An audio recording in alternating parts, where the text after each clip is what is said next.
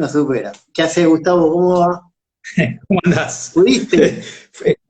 Fue casi como un parto, ¿viste? Estaba pensando que estaban haciendo un hijo, no sé, me quedé ahí paralizado del miedo cuando dije, no, no puede ser que haga este papelón.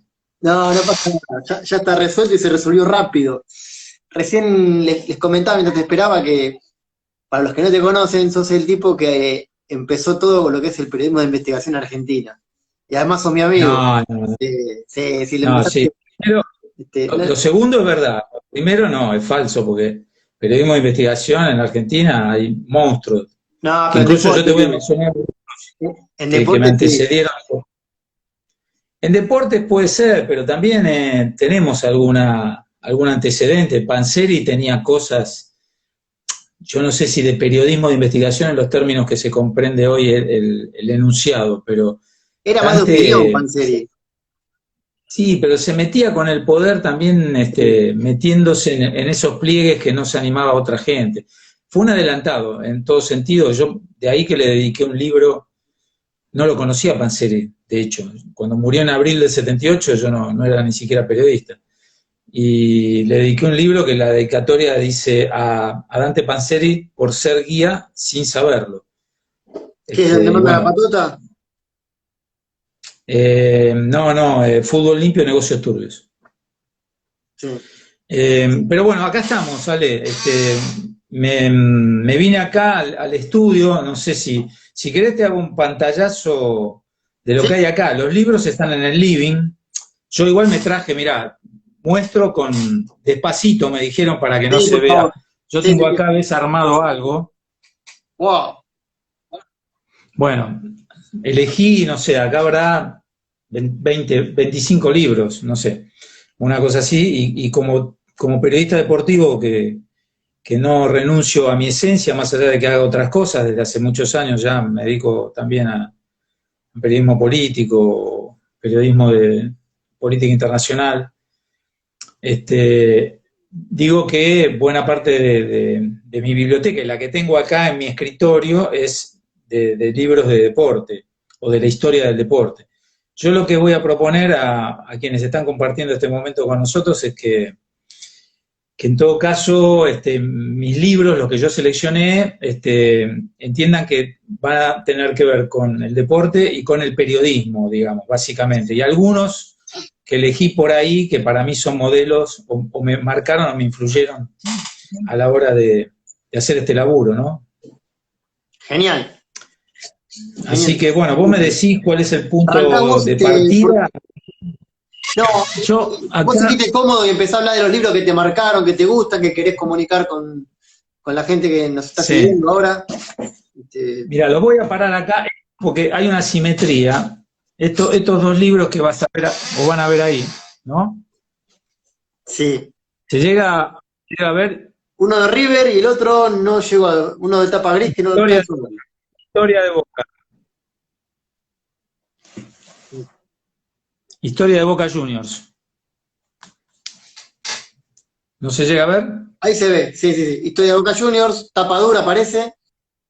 Sí, tapa dura y tan vieja que ambos tienen, el de Boca es anterior, es del año 56 y el de River del 58. Yo nací en el medio, en el 57. Estos libros son de editorial Eiffel, los heredé de mi viejo Bernardino Veiga, que bien vale mencionarlo, no porque yo Sí, sea o él no, haya sido mi viejo. no lo hablamos antes, pero no lo hablamos en la previa, estos días que estuvimos hablando, pero ¿querés contarles quién fue tu viejo a la gente o no tenés nada? Sí, cómo no, mirá, mi viejo está acá en una foto que calculo que se ve. Sí, perfecta. Bueno, fue, bueno, un consagrado relator de fútbol, vinculado a Boca y a la campaña de Boca muchos años y al boxeo. En el boxeo fue considerado incluso el mejor relator de su época, allá por los años 50, 60, 70. Murió en el 79, murió muy joven. Yo tenía 20, 21 años cuando mi viejo falleció y bueno, y estos libros eran de él, estaban en mi casa y obviamente después que falleció, calculá, 79 para acá, ya pasaron 41 años. y yo guardé algunos, otros los tienen mis hermanos, Santiago, Marcelo, y bueno, como soy periodista gráfico, Santiago, el menor, trabaja también como periodista, pero es de radio, si bien le pueden servir los libros como a mí, pero yo me los apropié. Tengo la historia del fútbol argentino, la historia de Boca y de River, y son de Editorial Eiffel, una editorial que desapareció, que el dueño en una época fue el presidente de un club de fútbol de Primera B, de Deportivo Morón, Virgilio Machado Ramos, porque investigué la historia de la editorial. Y bueno, son hermosos porque tienen muchas fotografías, obviamente abarcan la historia de Boca y de River desde el amateurismo hasta la década del 50, porque se editaron en esa época. ¿Autores? Y a propósito de ¿qué? ¿Los autores? No, los autores son una serie de periodistas deportivos de la época, que están las fotos acá, mira. Ajá. Borocotó, Fioravanti, Horacio Besio, Félix Frascara, Pedro Valdés, Damián Canet. Todos tipos ¿Se conocidos. ve? Sí. Bueno, Todos tipos conocidos. entonces, sí, todos celebridades del periodismo deportivo, de algunos de ellos también uno aprendió cosas y abrevó, ¿no? Fueron contemporáneos de mi viejo. Fioravanti fue el maestro de mi papá, él siempre lo decía en el relato. Y bueno, a propósito, digo, arranqué con estos libros porque hablamos de historia de Boca, de historia de River, se han escrito otras. Yo hice un documental sobre la historia de Boca en el año 90, pero un video. Y hay algunos libros, viste, que yo diría, después de leer esto, de la edición que tienen, la fotografía que tienen, y si bien, digamos, ya son libros con una historia que dejaron de publicarse hace 60 años, hay libros que vinieron después que realmente, yo cuando un día me topé en una librería así al azar esperando a mi novia para ir al cine, me encontré con Boquita, un libro que escribió Martín Caparrós, y la verdad me da vergüenza ajena. Ahí vamos. Ahí vamos con el tema. Sí, no, así lo largamos de una porque, digamos, a veces se reivindican ciertos trabajos que están hechos de apuro, refritados, incluso con alguna cita que yo me asombré porque esa noche yo tenía ese libro, y no quiero perder demasiado tiempo en hablar de él, ¿no? De ese libro, pero me encontré con que una parte reproducía una entrevista que yo había hecho con Luis María Bornik para un libro en el año 98, que se llama Donde manda la patota, / Poder y Política. Sí. Me llamó la atención la similitud de ambos textos, ¿se entiende? Pero bueno, lo dejo ahí al criterio de los televidentes, lectores o investigadores que quieran comprobarlo. No está citado en ese libro ni nada. ¿Cómo? No está citado, ni mencionado, ni nada. No, porque si estuviera citado, yo soy de los periodistas, te puedo asegurar, me puedo equivocar, me equivoco. Puedo cometer alguna injusticia incluso en términos de investigar un tema y pifiarla también. Pero si hay algo que hago siempre es citar las fuentes en mis notas, siempre. Aún la fuente, viste, más desconocida, de un medio por ahí marginal, pero en ese caso me esfuerzo para que salga. Y cuando alguna vez me sacaron la cita, me enojé mucho con los editores, pues yo fui editor también. Entonces creo que hay que tener una línea de conducta en respecto a eso. Pero bueno, al margen de esto de Boca y de River, que son los primeros con los que arranqué. Va un abrazo para Ariel Sher, que nos saluda, nos manda abrazos a Ariel Sher. Le mandamos abrazos desde acá también. Bien, Ariel es un querido amigo que es excelso con su pluma y yo tengo el honor de que me prologó un libro donde él es parte de no voy a, porque este no es un espacio para hablar de los libros de uno. Así que sigo, mira, te voy a mostrar ahora un libro, hablaban el otro día en una de las entrevistas que hiciste, que te felicito porque la verdad que la idea me entusiasmó tanto que, bueno, por eso estoy acá y me busqué lo que pude encontrar, ¿no? Gracias. Pero hay un libro, que está acá, de Haruki Murakami, un japonés. Sí, vos que sos corredor, él no, digamos, ha corrido ultramaratón, es una bestia, un tipo de mi edad, tiene 60 y pico. Y la verdad, además de gran escritor el japonés, se mandó un librazo sobre algo que a mí me gusta, que es correr. ¿De qué hablo cuando hablo de correr? O sea, no es un libro de un periodista deportivo, pero sí es un libro de alguien que escribió sobre el deporte que le gusta y el que hace. El atletismo de Después adentro, tengo, digamos.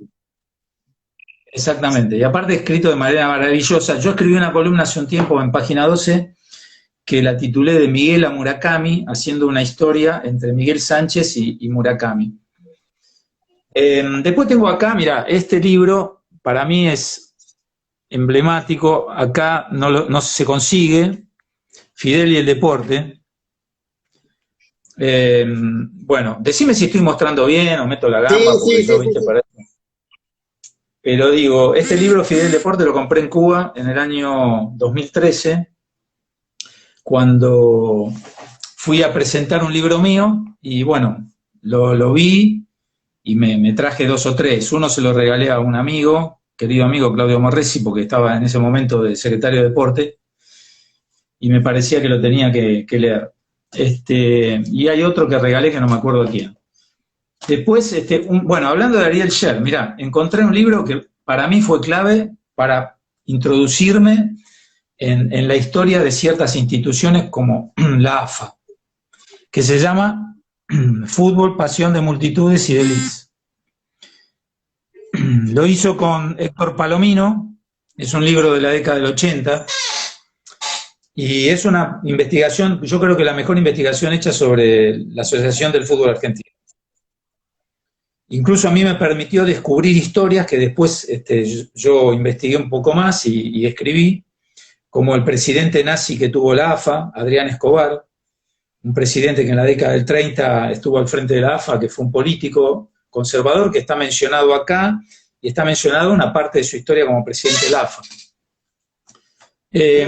Bueno, voy saltando. Hay libros que por ahí ya los mencionaron, ¿viste? Este libro, creo que Andrés Burgo, Sí. entre otro periodista que escribe muy bien, lo mencionó desde Santiago Menichelli. Santiago es un querido joven periodista, amigo, Tipazo me también. pidió que le prologue. Tipazo, lo leí el prólogo tuyo ahí, sí. Hecho con esfuerzo, está con la impronta de más o menos de los temas que yo investigo, y yo me identifico mucho más con los libros periodísticos de investigación, en general, no hablo del periodismo deportivo, que con los libros que hacen ficción del deporte, por ejemplo, que he leído, pero no tanto como este tipo de libros. Acá tengo otro que también creo que lo mencionaron algunos de los colegas, que es sobre historias del rugby. Ese lo Lo escribió mencionó Alejandro Caro. Búsico, lo mencionó ese libro. Bueno, Jorge. También me parece, a mí como me gusta el rugby, y he escrito y he cubierto rugby en algunas oportunidades, no con la continuidad del fútbol, pero lo he hecho. Me gustó mucho. Cuando lo leí, la verdad que son historias que se dejan llevar Ese libro, de manera muy amena. el autor me lo dio en mano, recuerdo, lo leí, es muy bueno, es un libro típico de bajo perfil, pero de calidad. No tuvo la difusión que merecía, sí, pero es un librazo con unas historias. Bien. Además, Canepa se recorrió toda la provincia buscando estas historias, inclusive hasta Campana. Sí, un gran libro. Bueno, ahora salto a este libro. Voy a quedarme así. Yo estaba moviendo el celular, pero me parece que mejor que Muerte en la Cancha, de Amílcar Romero. Amílcar fue el primer tipo que se dedicó a investigar desde el periodismo, porque después hubo muchos académicos que hicieron laburos interesantes que yo leo a menudo, reivindico, y que han hecho muy buenos trabajos sobre violencia en el fútbol. Pero creo que es el libro fundante del tema. Muerte en la Cancha es de la década del 80. Amílcar Romero, yo trabajé con él en el diario Perfil allá por el 98, y ya era un tipo conocido que tenía 2 o 3 libros de esta temática, ¿no? Bueno, este es el libro que tal vez yo más quiero de todos los que tengo, que es Burguesía y Gangsterismo en el Deporte, de Dante Panzeri. Sí, sí. Como verás, es una edición original de Libera del año 74. Bueno, con la pelota, Dante en la pelada, la pelota dibujada ahí. Sí, se ve esa pelota. Bueno, fíjate, tiene papeles, lo tenía con pegotes, anotaciones, porque es un libro en el que durante mucho tiempo abrevé para escribir historias que podían cambiar los nombres, podían cambiar las situaciones, pero tenían mucho que ver con este libro de Panzeri. ¿Por qué es uno de los libros que más querés? Primero porque, bueno, porque lo quiero a Panzeri como periodista, como hombre con principios, con una moral que, más allá de las diferencias políticas que yo tengo con Panzeri, porque Panzeri precisamente no era, en lo político partidario, no era una persona identificada con las ideas de la izquierda que yo suscribo, sino todo lo contrario. Pero era incorruptible, un tipo que enfrentó al poder con la palabra y nada más que la palabra, y que incluso sufrió las agresiones de ese poder. Hay recordadas anécdotas, lo que le costó, por ejemplo, su puesto de director del Gráfico. A ver, ni siquiera en este libro está condensado todo lo que hizo Panzeri, porque, bueno, está Fútbol, Dinámica del Impensado, pero también están sus textos, está su...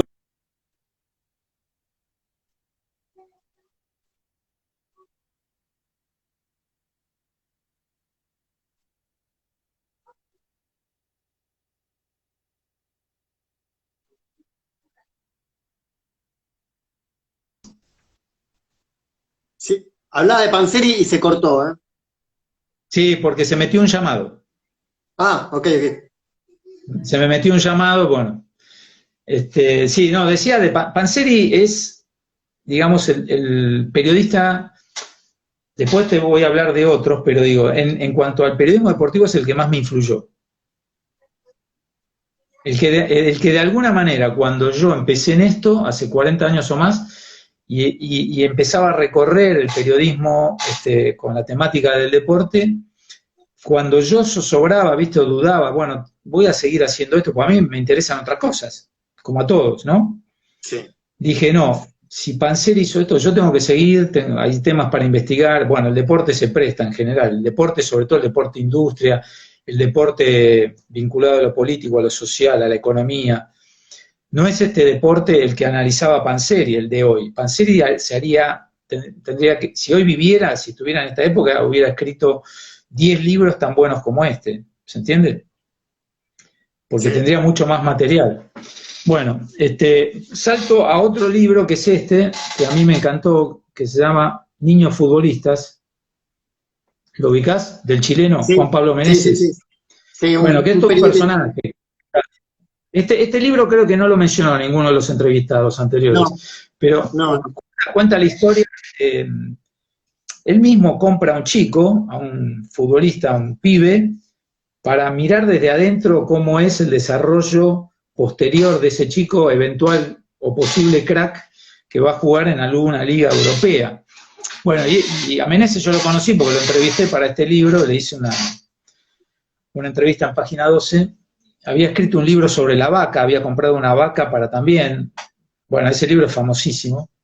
Y ahora sacó otro de River, de un partido de, creo que Universidad Católica, no sé qué equipo, él es de Chile, el equipo suyo vino a jugar acá a Buenos Aires contra River y la pasaron muy mal los hinchas, y acá va a sacar una crónica online sobre ese tema. Después la voy a difundir un poquito más.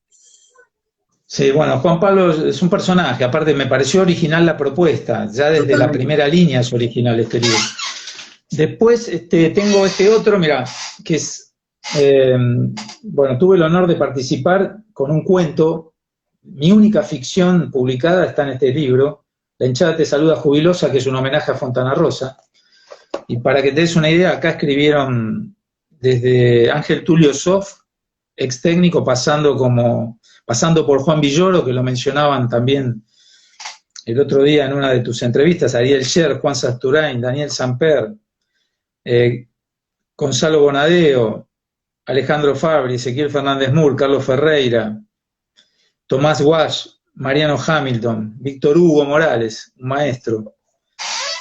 O sea, estar ahí adentro en este libro que también tiene digamos, vale por el reconocimiento a alguien como Fontana Rosa, que fue un genio. Y de los que, cuando leo ficción vinculada al fútbol, es el que más me atrapa, como Soriano, y algún otro autor, pero bueno, este libro también le tengo un cariño especial. Y por último, de lo que es bibliografía deportiva, quiero mostrar que lo compré en Brasil, que se llama Corintiano Gracias a Dios, está en portugués, que es un libro que prologó Juca Kfouri, que es el periodista deportivo más prestigioso de Brasil, y es la historia de Evaristo Arns, un obispo que peleó contra la dictadura que defiende hoy el presidente Bolsonaro, el genocida Bolsonaro. Bueno, Evaristo Arns era como Bergoglio antes de ser papa, ¿viste? Hincha de San Lorenzo que iba a la cancha. Bueno, Sí. un obispo de los pobres, realmente, que tomó la opción por los pobres. Qué buena historia, no la Y conocía. bueno, sí, yo la historia la cuento en mi libro La Vuelta al Fútbol en 50 historias. Bueno, y me pareció interesante citarlo. Yo ahora, si te parece, mira, quiero hablar de una trilogía, o sea, si hay libros en el periodismo ya en el periodismo investigativo en general que me influyeron, son los 3 libros de investigación de Rodolfo Walsh. Caso Satanowski, Quien mató a Rosendo, y Operación Masacre. Incluso porque los trabajo en la facultad, donde doy clase. Y bueno, por Caso Satanowski, que lo tengo acá, en una edición vieja, viste, cuando yo empiezo a leer lo que fue antes de ser docente incluso, me encuentro con que hablaba del libro negro de la segunda tiranía. Digo, ¿qué era el libro negro de la segunda tiranía? Pues parecía que era un libro, pero en realidad es un documento que se hizo libro. Y entonces un día, en Misiones, caminando por Posadas, vamos bien con el tiempo, ¿no? Porque Perfecto, sí, sí. Perdí noción de tiempo y espacio. Sí. Cuando iba por Posadas, me meto en una librería al aire libre, una librería de saldos, y encuentro precisamente el libro negro de la segunda tiranía del que me hablaba Walsh en Caso Satanowski. Sí, que está hecho percha, mirá el lomo. Lo compré así, no es que yo lo deterioré más, ¿ves? Le falta parte atrás. Pero este libro, que en realidad es un informe, es el informe que hace la Revolución Libertadora para justificar y meter en cana a varios funcionarios del peronismo del 45 al 55. O sea, es un documento histórico que ya no se consigue, y si alguien lo tiene puede ser un veterano antiperonista o algún peronista víctima que apareció ahí, ¿viste? Pero vos fíjate, como un libro a veces te lleva a otro libro, ¿no? Totalmente, sí. Entonces por eso lo tengo acá. Igual que este otro, que es Operación Masacre, bueno. La misma no edición que encontré tengo que yo. debe estar... Sí, Es la no misma sé de edición qué que año tengo. es. Pero este libro, no encontré Quién mató a Rosendo, que debe estar en algún lugar ahí de las cajas que todavía no abrí, porque yo me mudé hace un año y un par de meses. Y todavía me quedan cajas sin abrir. Bueno, ahora voy a correr acá y quiero ir a 2 ediciones de un mismo libro, de un amigo. Hoy hablamos con vos de él, que yo lo quiero mucho, nos conocemos hace 40 años. Y los 2 fuimos despedidos de Clarín, que es Pablo Yonto. Pablo Yonto escribió este libro que para mí, para entender los medios y lo que es el poder de los medios y lo que es Clarín, todo estudiante de periodismo debería leerlo. Esta es la primera edición de La Noble Ernestina. Salió allá por el mismo año que un libro que yo publiqué, que es Fútbol Limpio, Negocios Turbios. Y esta es la otra edición renovada, que tiene, creo, modificado el prólogo. Bueno, es un libro sobre la historia de Clarín y de la dueña del diario. En realidad hay otros dueños, ¿no? Pero sí, que me parece formidable y escrito con mucha valentía. Totalmente. Escrito con mucha valentía. Pablo, me acuerdo que estaba entrevistando gente para este libro, me contó que muchos compañeros, colegas, algunos con miedo legítimo, porque todavía seguían laburando, otros, aún habiéndose ido, no querían hablar por todo lo que representa Clarín, ¿no? Y que le costó mucho conseguir testimonios para hacer el libro. Así que por eso lo quería nombrar. Otro libro formidable para... No, está buenísimo que lo menciones. Es un libro que merece mencionarse y también merece la sí, lectura, ¿no? Merece leerse. Otro libro que me parece muy bueno es Reportaje con la muerte, que es la historia del periodista que se filmó a sí mismo su propia muerte, el sueco que murió antes del golpe de Estado contra Pinochet en Chile, en lo que se llamó el Tancazo, que fue una rebelión o preámbulo de lo que sería el golpe del 11 de septiembre del 73. Y bueno, ahí en pleno centro, yo estuve en Chile ahora hace poco cubriendo para la sección de Página 12 de Internacionales la marcha del 8M, pasé por el lugar y me acordé. Tiene el prólogo de Modesto Emilio Guerrero, y bueno, y es la historia de Leonardo Henrichen, tiene un apellido sueco, para mí difícil de pronunciar, pero me parece muy bueno. Bueno, después hay otros libros, este es de un chileno que también me parece, a mí me sirvió por lo menos para entender más el periodismo, si bien es viejo, de los 70, Periodismo y lucha de clases, de Camilo Taufik. Bueno, me parece un libro interesante. No lo conocía. Y volviendo al país, este libro, que es una tesis de maestría, me parece una maravilla, es la historia del diario Noticias. Lo escribió una colega, Gabriela Esquivada. Ajá. Es la historia del diario Montonero, el diario Noticias que salió allá por el 73. Creo que duró 9, 10 meses. Y donde escribieron Hellman, Berbisky, Bonazo, o sea, te estoy hablando de pesos pesados de este oficio o profesión. Bueno, me parece muy bueno, a mí me fue útil para entender lo que era un diario y que encarnaba un proyecto político además. Y para seguir con el periodismo, creo que sí, lo mencionaron también, que para mí es una maravilla. Sí, totalmente de acuerdo. Es hermoso libro, justo ayer hablamos. Sí, este libro de Carlos, además mira, yo no soy amigo de él, pero las veces que hemos hablado siempre me pareció que tiene un don de gente y que es un tipazo, ¿viste? Muy querible. Fana de Racing, perfecto. Y bueno, lo respeta mucho, sí. Así que bueno, después sigo con estos libros. Yo estoy muy marcado, ¿viste? Por los 70, porque bueno, tengo una historia también familiar que me tocó de un primo desaparecido. Sí, lo conozco. Este libro es de un periodista que yo respeto y quiero mucho, que es Horacio Berbisky, Ezeiza, me parece clave para entender esa época. Como este otro, que mirá, es tal vez el autor no lo conozca mucha gente acá en la Argentina, es para mí una de las dos, es de Gustavo Plis-Sterenberg. Gustavo Plis-Sterenberg es director de orquesta, es director de la Filarmónica de San Petersburgo, un capo en la música, que fue militante en los 70, no sé en qué grado de participación, y escribió esta investigación que es formidable. Para todo aquel que quiera, yo lo recomiendo para que lo lean mis alumnos en la facultad. Es una investigación sobre el copamiento del cuartel de Monte Chingolo en el 75, antes de la Navidad del 75, que terminó con muchos muertos, incluso en la Villa Miseria que está enfrente, ahí en la zona del fondo de Lanús, entre Lanús y el partido de Quilmes. Bueno, mirá, voy a dejar para el final un libro que todavía no salió. Voy a dar una primicia, un libro que todavía no salió, que no está a la venta porque lo agarró la cuarentena.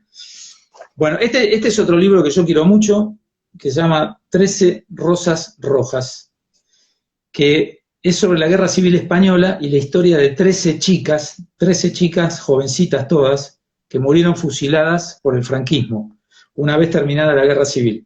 En el año 39 las fueron capturando una a una, terminaron presas todas, con otras tantas, ¿no? Eran centenares, y fueron fusiladas todas un mismo día. Y bueno, la historia, la verdad, no sé dónde lo compré, si en España o en qué lugar.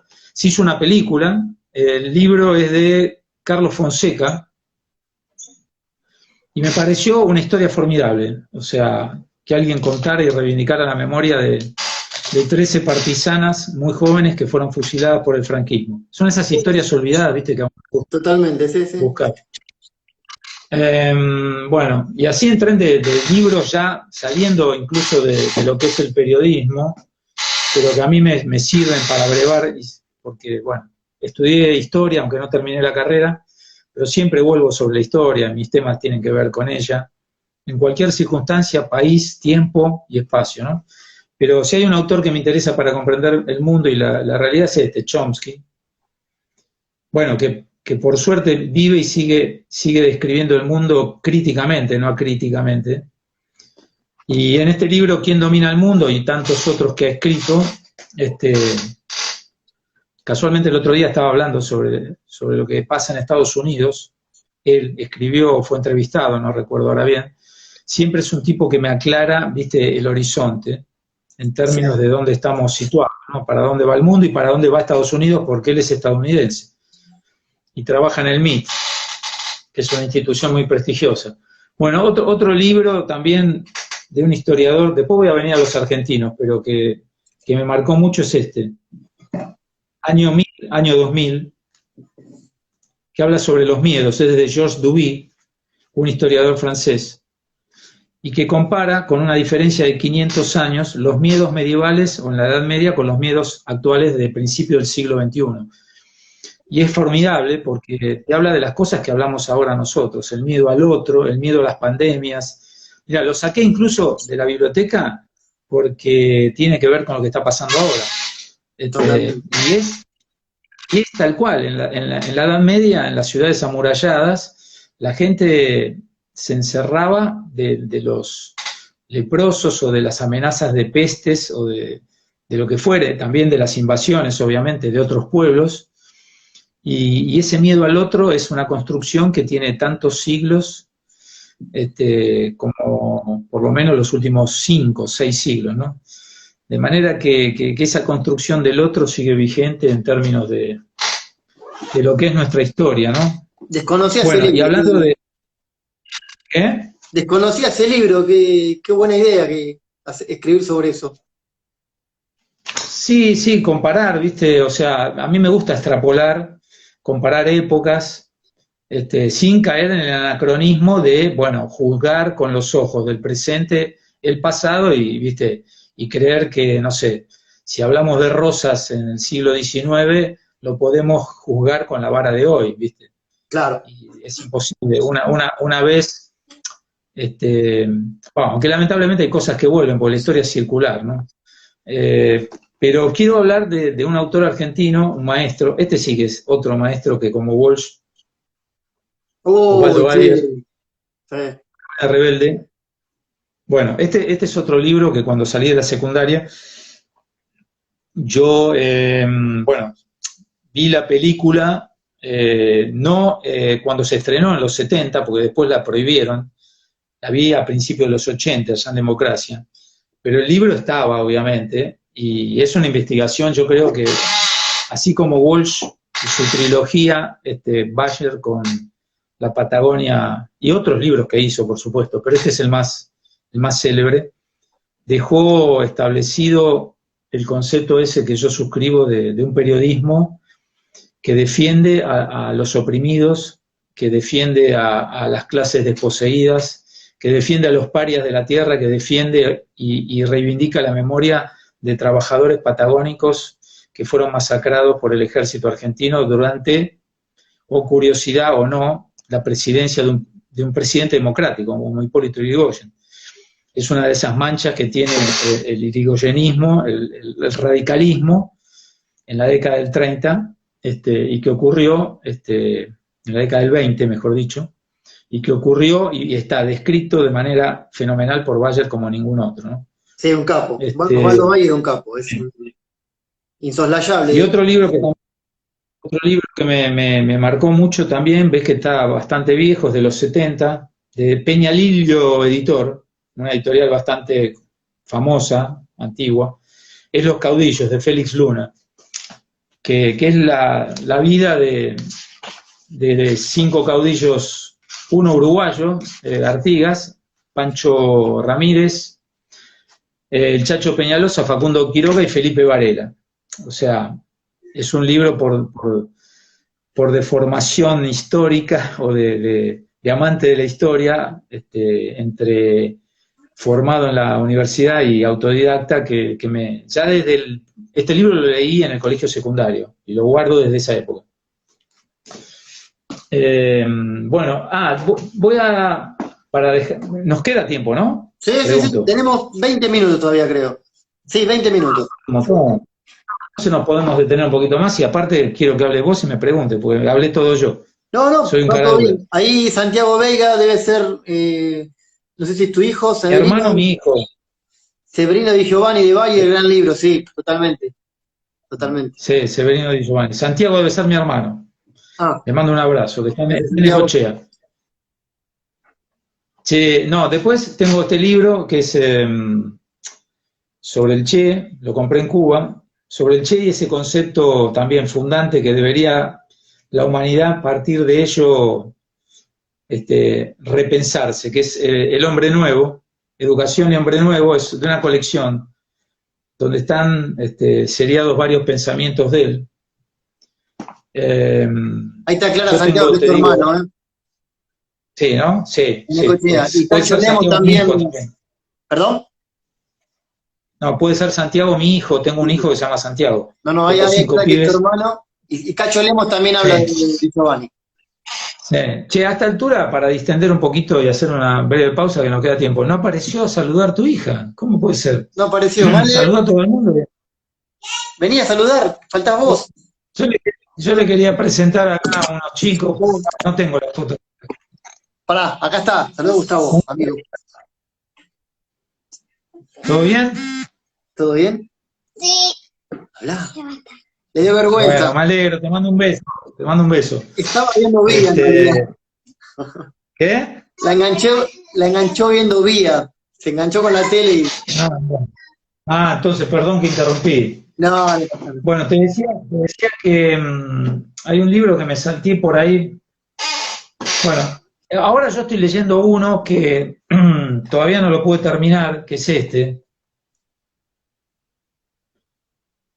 Vuelvo, Mica, mi guerra en España. Mica es Mica Bordavere, que es Mica Echevere, me confundí de apellido vasco. Mi guerra de España es un libro escrito por esta mujer argentina, ella, que con su compañero se fueron a la guerra civil.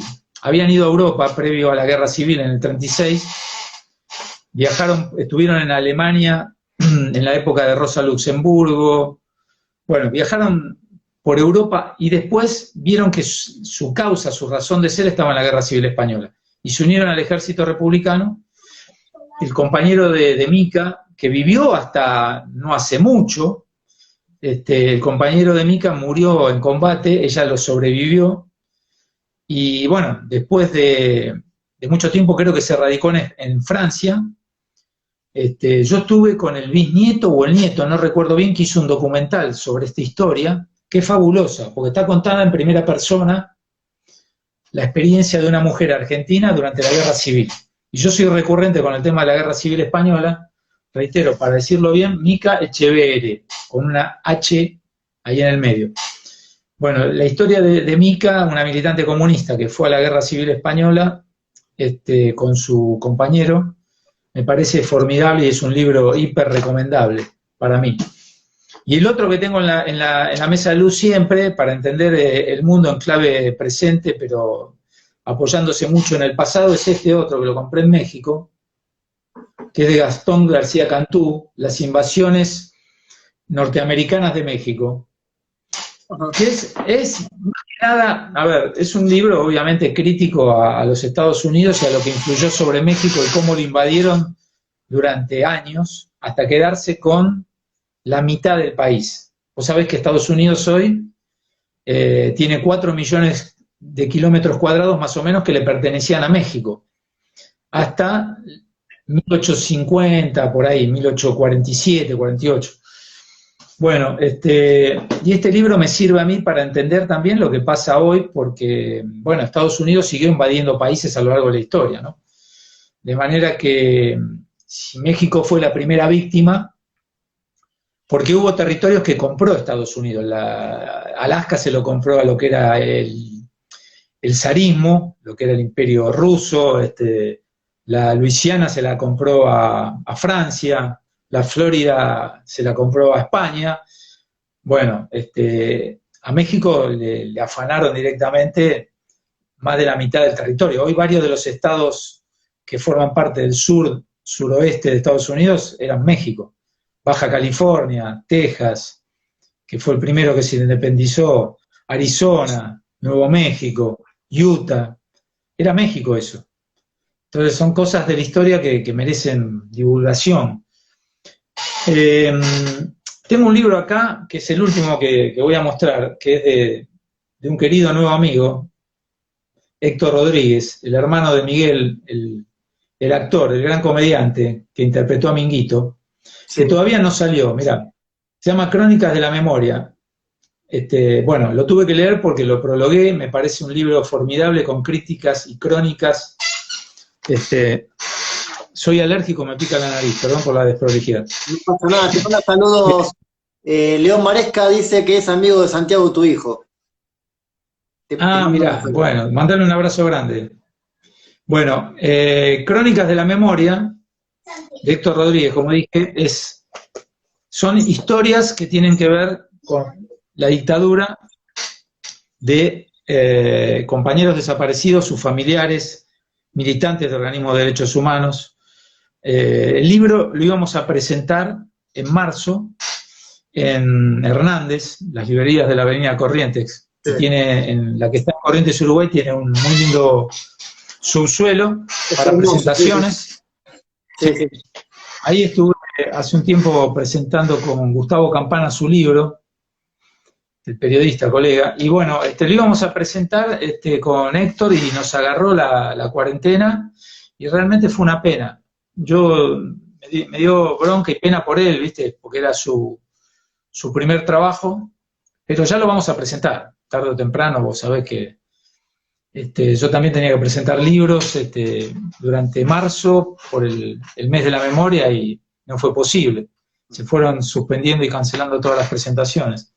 Así que, bueno, esto es más o menos lo que yo junté. Te podría seguir mostrando, pero me tengo que mover, viste, como Charlie, de la cama acá donde duermen los nenes al living y volver, y por ahí, viste, se desconecta esto y no quiero. No, todo bien. Pregúntamelo, no sé, a ver si voy a apoyar acá. No, primero que nada quiero agradecerte la breve clase de historia que diste también, cuando hablaste de México. Y después hablamos de muchos libros, o mostraste muchos libros periodísticos que marcaron la década, no sé, para las rotativas, década del 90. Hoy, ¿qué tenés para destacar de periodístico, más allá de Santiago Menichelli, y no hablo solamente de deportes, de la actualidad de investigación periodística? ¿Qué te gusta? ¿En deporte? En todo, más allá de deporte. Ya destacamos de investigación actual el de Menichelli, que está muy bueno. Pero sacando el deporte...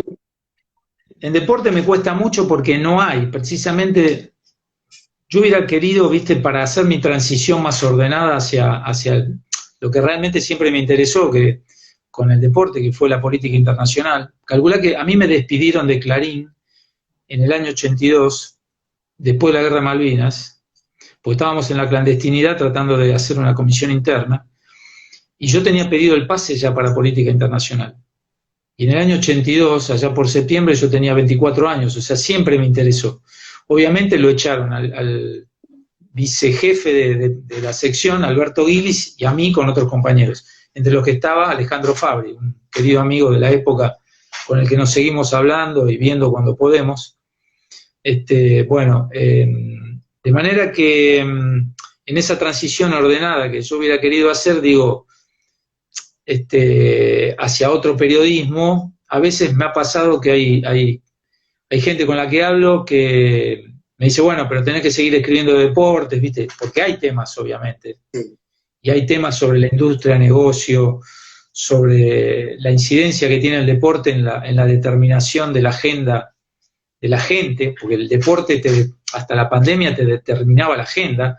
Vos te ordenás la semana, no solo en función de tu agenda de laburo y de compromisos para parar la olla, sino de que querés ver tal partido el día sábado o el domingo, o ir a la cancha con tu nena o tu pibe, o ver por televisión, no sé, una final de otro deporte que te gusta. Entonces, todos esos temas vinculados o que giran alrededor del deporte, siempre me llevaron a no dar el salto definitivo para decir, bueno, no escribo más, ¿se entiende? Porque ya cumplí un ciclo, yo de los temas que quería escribir libros los escribí, ¿no? Sobre el deporte, el último, bueno, sobre los deportistas desaparecidos, me dio muchas satisfacciones. Que lo seguís renovando, ¿no? Casi, no sí, digo se renovó, pero... por última vez. Es un libro que incluso tiene textos de colegas, porque yo creo que así es mucho más representativo del todo, porque uno no se puede apropiar de las historias. De manera que, a ver, en el periodismo, mirá lo que son las cosas. Un periodista al que yo le tenía mucha fe para que siguieran en el tema deportivo investigando, porque me gustaba cómo escribe, es Nahuel Galota. Nahuel escribe en Clarín, pero se volcó a hacer historias que son muy buenas, ya de otro mundo y de otra especie de campo, que es las historias de narcos y de presos en las cárceles. Bueno, yo incluso lo felicité en una presentación que hubo, no me acuerdo con motivo de qué, en la Feria del Libro. Y bueno, pensé que iba, porque él me acuerdo que cuando me conoció me hizo una entrevista para no sé qué medio que estaba él, y le dije, mirá, vos por lo que venís escribiendo y haciendo me parece que vas a llegar. Bueno, él es un caso. Hay muchos periodistas consagrados, pero no sé si están volcados específicamente o con perfil de investigadores. Primero porque es muy jodido en el deporte, por los intereses que se entrecruzan, ¿no? De dueños de medios que son dueños de equipos, dueños de jugadores, dueños de empresas que están vinculadas al deporte, que tienen derechos en el deporte. De manera que es muy difícil que algo prospere cuando afecta al poder deportivo. Digo, a la AFA, acordate los años de censura, en las épocas de Grondona, por ejemplo, ¿no? Ni que hablar, ya ni voy a la dictadura, en democracia, en la etapa de torneos y competencias, para poder hablar de algo que saltara la valla, ¿no? Esa muralla de los temas que se podían o no se podían tocar, ni que hablar en los medios gráficos comerciales. Por eso es difícil encontrar libros a ver, puede haber un libro de investigación bueno, por supuesto, sobre un partido de fútbol, la historia, el partido rojo. Me estoy olvidando, no quiero omitir a alguien, pero quizás un periodista consagrado, entonces lo saco del registro de tu pregunta. Vos me hablaste de periodistas jóvenes. No es tan joven. Claudio Gómez me parece de lo mejor. Está conectado, hoy Claudio es un tipo... Claudio hizo un libro formidable. Mira, yo no lo conocía. Un día me llama, porque, bueno, había salido mi libro de Deportes Desaparecidos y Dictadura. Me dice, quiero hacer un libro de La Plata Rugby, de los rugbyers. Yo le digo, sí, mira, está conmigo, te doy una mano, ¿viste?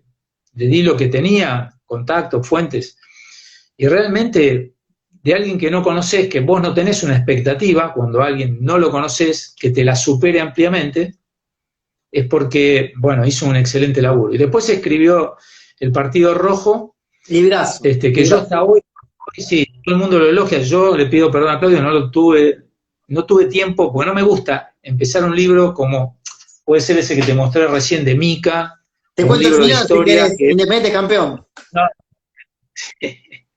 No lo podés. Yo sabés que de ese partido tengo una anécdota que casi muero insolado. Esa noche de la final, el día previo, había tomado sol en Santa Teresita, trabajaba en un camping y me insolé mal. Estaba con 40 de fiebre, casi con chucho de frío, escuchando el partido por radio. Porque fue una final mítica, digamos, con todos los ingredientes que, bueno, por eso hizo el libro Claudio. Hay que entonces yo a él lo agrego, mandarle un abrazo a él, pero digo, no lo ponía en la lista. La cuenta de él. Sí. Después me fijo, no lo tenía en la lista porque Claudio no es un pibe que recién empezó, ni mucho menos. De manera que debe haber gente que con muchos Claudios o muchos otros avance hacia... Hay periodistas, por ejemplo, Ángela Lerena para mí es una periodista increíble. Fue alumna de la Facu, trabajamos juntos en crítica. Es una periodista, ya, ¿qué voy a decir de Ángela? Me gustaría ver algún libro de ella publicado algún día sobre estos temas o sobre los que a ella obviamente le guste escribir. Así que digamos, entre los periodistas jóvenes tal vez no conozca alguno que está emergiendo y no tengo idea, ¿viste? Y que esté en el interior, inclusive. Hay periodistas en el interior que son muy valiosos. Hugo Cari, que en La Voz del Interior de Córdoba ha hecho investigaciones muy interesantes. Eduardo Escholles, en Santa Fe, por ejemplo, Nicolás Loaiza, que tiene un libro muy interesante sobre historia de los 70, Tiempo Recuperado.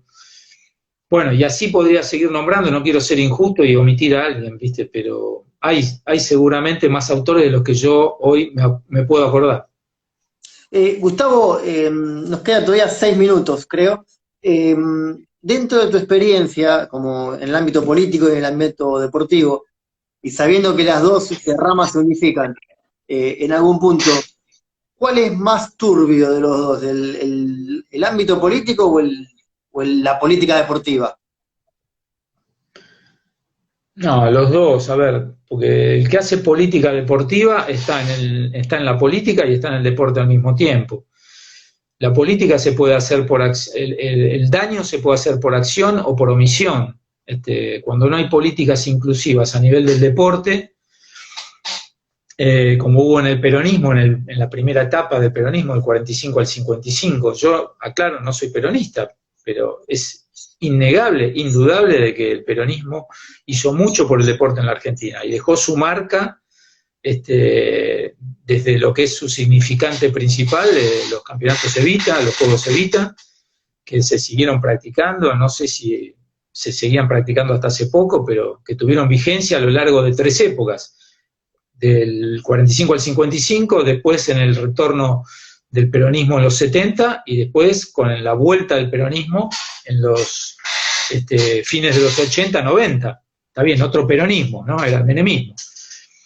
Pero entonces digo que si se omite el deporte como una problemática social que necesita políticas inclusivas, políticas activas para favorecer a las mayorías que practiquen deportes y no sean chicos que estén mecanizados jugando con un jueguito en la computadora, tomando una cerveza o interactuando con la Play.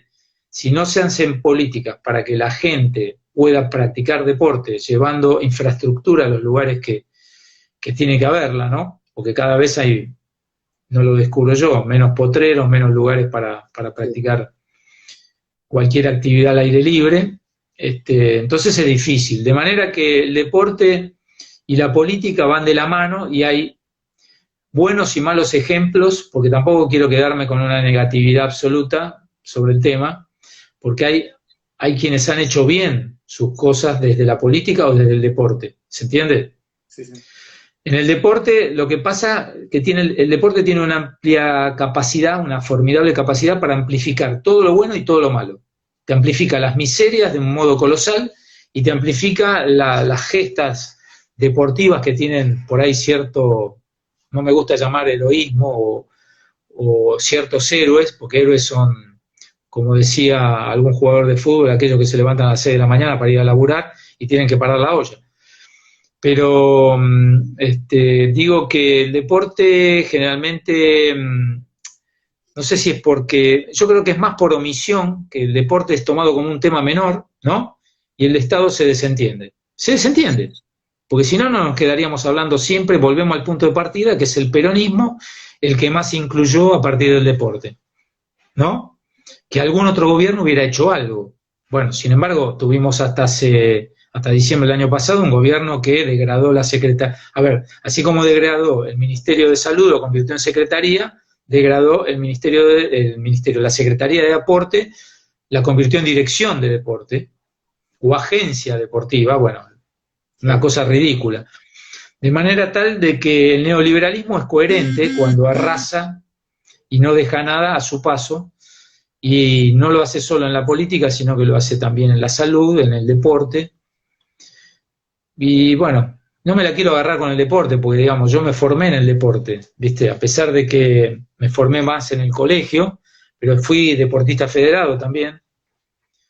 2 años, no mucho tiempo, pero practiqué rugby y bueno, y yo aprendí de ese espacio colectivo que es un club a mamar estos valores, digamos, pues en definitiva lo que se trata es de tener valores que confronten en la cancha de la vida con esos valores que niegan, ¿viste?, la existencia del ser humano en cuanto a derechos, derecho a la educación, derecho a la salud, derecho a la cultura, derecho al deporte. Pero bueno, la gente parece como que naturaliza más que podemos perder el derecho al deporte antes que perder el derecho a la salud o a la educación, ¿no? Pero está todo relacionado, ¿no?